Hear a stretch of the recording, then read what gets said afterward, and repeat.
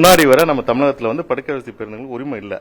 அதனால தான் நாங்கள் வந்து பிற மாநிலங்களை நீர்தன் மாநிலத்தில் எதில் வந்து சாலை வரி குறைவாக இருக்கோ அங்கே பதிவு பண்ணி நம்ம தமிழகத்தில் வந்து கிட்டத்தட்ட தமிழகத்தில் உள்ள படுக்கை வசதி பேருந்துகளுக்கு வந்து ஒரு படுக்கைக்கு வந்து காலாண்டுக்கு 4000 ரூபாய் சாலை வரி, இதர மாநில பேருந்துகளுக்கு வந்து 5500 ரூபா. நம்ம தமிழ்நாடு பேருந்துகளோட இதர மாநில பேருந்து வந்து சாலை வரி அதிகமாக செலுத்தி தான் இயக்குறோம்.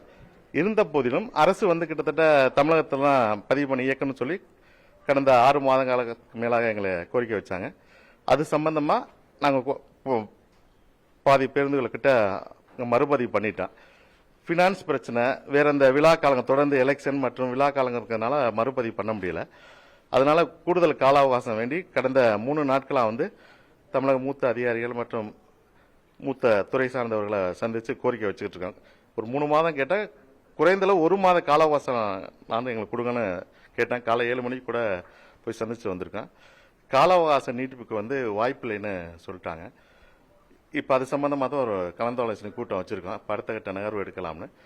அதுக்கு முன்னாடி என்ன இந்த இப்போ இருக்க பேருந்துகள் வந்து மிக சீக்கிரமாக பதிவு பண்ணுறதுக்கு சிறப்பு முகாம் அது மாதிரி அமைச்சு பதிவு பண்ணுங்கிற ஒரு கோரிக்கை வச்சிருக்கோம். இன்னொன்று வந்து கிட்டத்தட்ட ஒரு பேருந்துகள் நிறுத்தணும்னா அதில் வந்து சார்ந்து ஒரு 12 தொழிலாளர் இருக்காங்க. அவங்க பாதிக்கப்படுவாங்க, பயணிகள் இருக்காங்க. இதெல்லாம் நிறைய பாதிப்பு இருக்குது. இதெல்லாம் அரசு வந்து கருத்தில் கொண்டு எங்களுக்கு சாதகமான பதிலை எதிர்பார்க்குறோம். இருந்தாலும் இந்த சார்ந்த பேருந்து வச்சிருக்கவங்களோட ஒரு கலந்தாலோசனை கூட்டம் வச்சு அடுத்த கட்ட நகர்வுக்கு முடிவெடுக்கும். ஆமா, ஒரு பேருந்துகள் வந்து பதிவு பண்றதுக்கு நார்மலா நீங்க இதர மாநிலம் வந்து என்ஓசி எடுத்து 15 நாள் ஆயிருது. இங்க பதிவு பண்றதுக்கு 1 மாத காலம் மேலாயிருது.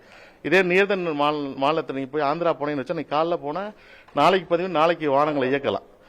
ஆனா வந்து இங்க தமிழகத்தை பொறுத்தவரை அந்த முறை இன்னும் இல்லை. இந்த பழைய முறையே கையாண்டுகிட்டு இருக்காங்க.